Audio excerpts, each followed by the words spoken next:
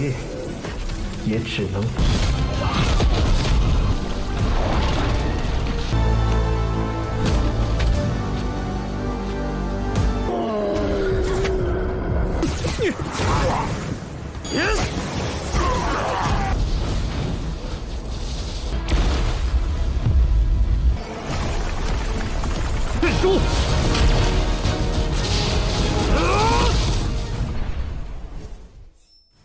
Halo guys, welcome back to Kobe Movie. Dan kita akan melanjutkan spoiler dari Abah Shahou yang super mantap. Apalagi di spoiler kali ini Shahou akan melanjutkan petualangan yang seru sekali bersama teman-teman barunya tentunya kan. Nah, berdasarkan episode terakhir yaitu episode 163, kita semua sudah melihat Shahou menghabisi 8 jenius master dari masing-masing klannya sangat kuat. Habis dia habisi, langsung dimasak satu persatu, dijadikan sebagai makanan pelepas dahaga ceritanya. Hehe, memang sadis lore kita satu ini ya. Tetapi setelah itu dia menghampiri istana Underworld alias Nether yang dipenuhi oleh mayat hidup. Seperti apakah petualangan mereka? So maka dari itu kita masuk ke intro ya guys.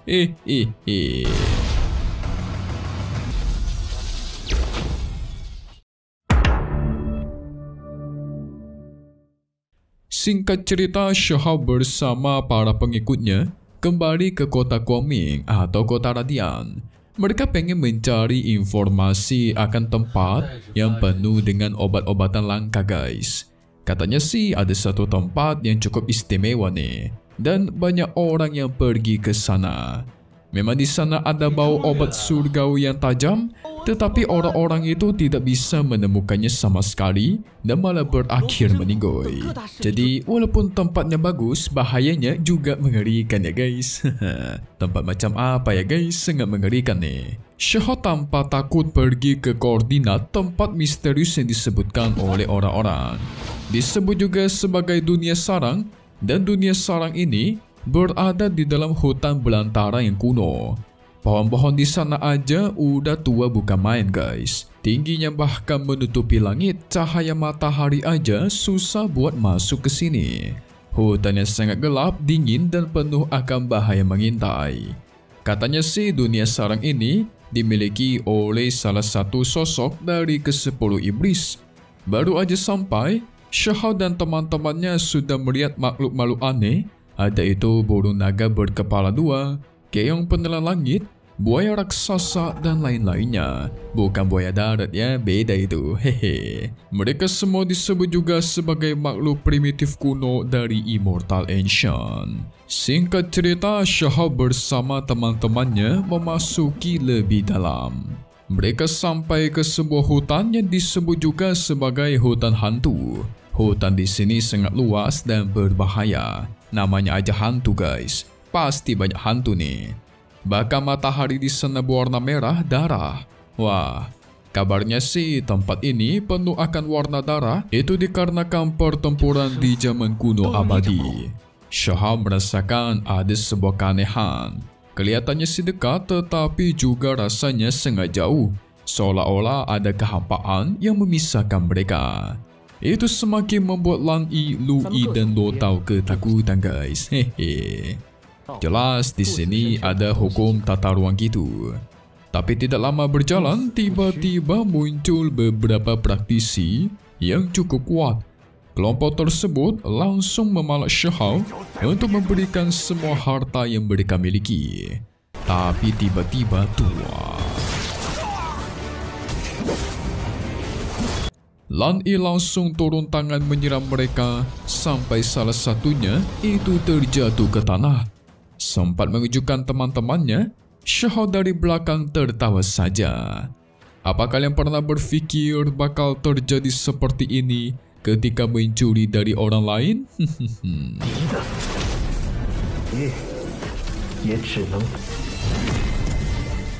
Dia pun melesat dan menghabisi satu persatu praktisi tersebut.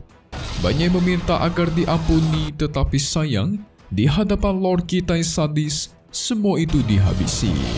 Semua harta dan barang yang mereka tinggal ludes diambil semua guys. Mantap.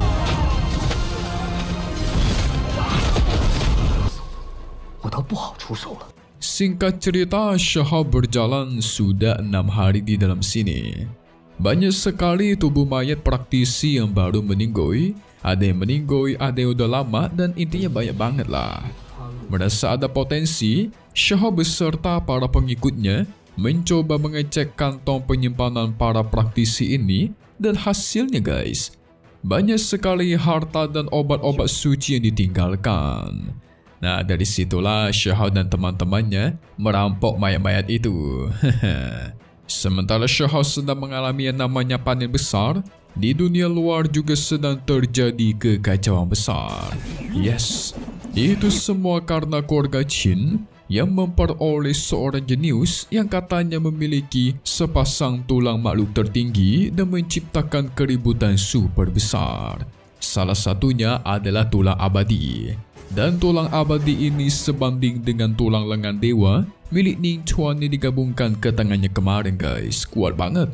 Kalau ngomong klannya Qin dan memiliki 2 tulang tertinggi, kalian pasti sudah tahu siapa itu kan? Hehe. Yes, benar. Itu adalah Qin Hao. Tapi selain milik Qin Hao, banyak juga orang-orang yang memperhatikan seorang pria misterius. Pria ini sangat kuat, membuat para master tidak berhenti berkedip.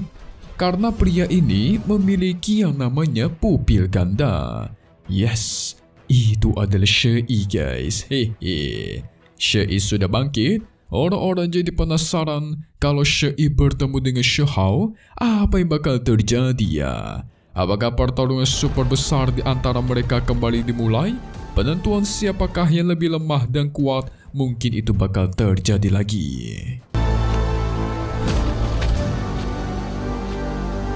Tidak lama dari itu, ada orang lain yang berteriak kalau Ning Chuan sang Raja 6 Mahkota itu sudah keluar dari pengasingannya.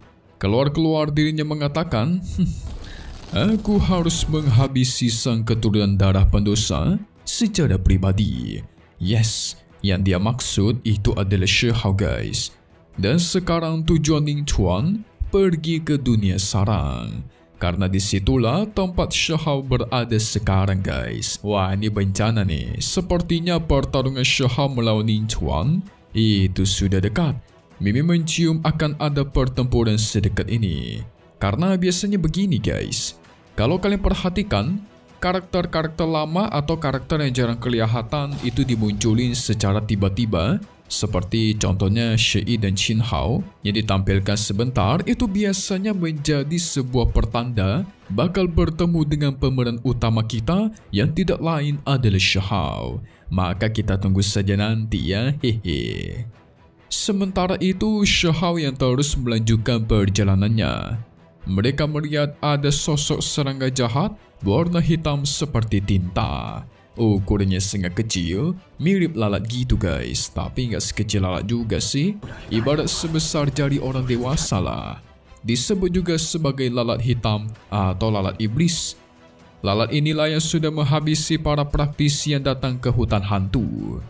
Shahao sempat hampir diserang oleh salah satu ekor dari lalat ini dengan kecepatan tinggi. Seperti jarum yang melesat ingin membolongi kepalanya guys. Nasib untung Shahao menyadari dan langsung melindungi diri. Setelah itu mereka sampai ke sebuah pohon besar yang menghasilkan buah-buah istimewa. Pohon ini bersinar terang, membuat Lan Yi beserta lainnya itu senang bukan main. Buah surgawi sangat langka guys, luar biasa. Dan kebetulan di sini jumlahnya banyak sekali. Ini merupakan berkah jackpot kalau bisa mendapatkan jumlah yang banyak banget. Shahao sempat terbawa suasana dan merasakan senang. Tetapi dia sadar ada yang tidak beres. Tidak mungkin buah surgawi seperti ini melimpah dan tidak ada bahaya bersembunyi. Buktinya aja di perjalanan mereka ke sini, mereka sudah melihat banyak sekali mayat praktisi, mau itu baru ataupun yang lama guys. Berserakan dan jumlahnya tidak terhitung. Shahab memperingati mereka semua agar berhati-hati.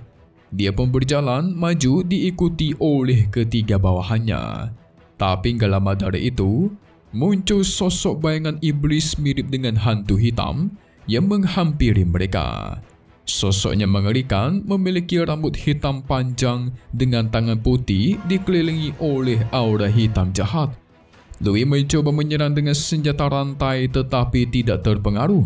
Lan Yi juga turun tangan mencoba menyerang menggunakan pedang biru surgawi miliknya.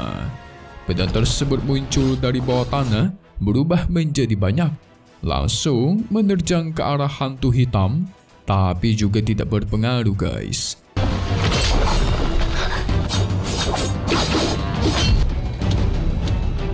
Tidak bisa menghabisinya. Dia mencoba segala cara dan akhirnya menemukan satu cara, yaitu api surgawi. Ternyata hantu hitam ini takut kepada api guys. Atau mungkin lebih takut kepada energi yang itu panas. Karena yang namanya hantu hitam tercipta oleh energi yin yang begitu banyak. Dibantu oleh hutan buah surgawi, berhasil membentuk sosok kecerdasan yang disebut juga sebagai hantu hitam. Oh, pantesan ya guys. Satunya berhasil dipukul mundur oleh Lan Yi, tetapi tiba-tiba muncul lebih banyak lagi. Sekitar ada 20-an mungkin. Ini bencana ya guys. Shahab sampai harus menggunakan banyak usaha, menggunakan kekuatan berharganya yang mengandung unsur yang. Dan itu hanya berhasil menghabisi sekitar 6-7 hantu hitam. Pada akhirnya dia memanggil lautan guntur. Membanjiri tempat di sana dengan guntur miliknya dan tuar. Menciptakan ledakan super besar. Tapi ternyata guys, alasan hantu hitam ini tidak kunjung berhenti datang, itu karena mereka dibangkitkan oleh sang lalat hitam yang di awal mereka ketemui. Lalat hitam ini tidak bisa diremehkan karena walaupun sangat kecil, tapi berbahaya sekali. Dan sialnya jumlah mereka itu ada banyak sampai ribuan guys. Sekarang datang ke arah Shahab dan teman-temannya tidak terhitung. Banyak sekali, sampai mengelilingi mereka seperti badai topan raksasa. Wah, sekarang mereka mengerti kenapa bisa ada banyak mayat dari awal masuk sampai sekarang. Ternyata itu semua karena si lalat hitam ini guys. Ini bahaya nih. Kalau terus seperti ini, mereka bisa jadi mati juga. Gak ada pilihan, Shahab mengaktifkan teknik reinkarnasi, ditambah guntur dan cahaya bencana surgawi ke tingkat paling tinggi.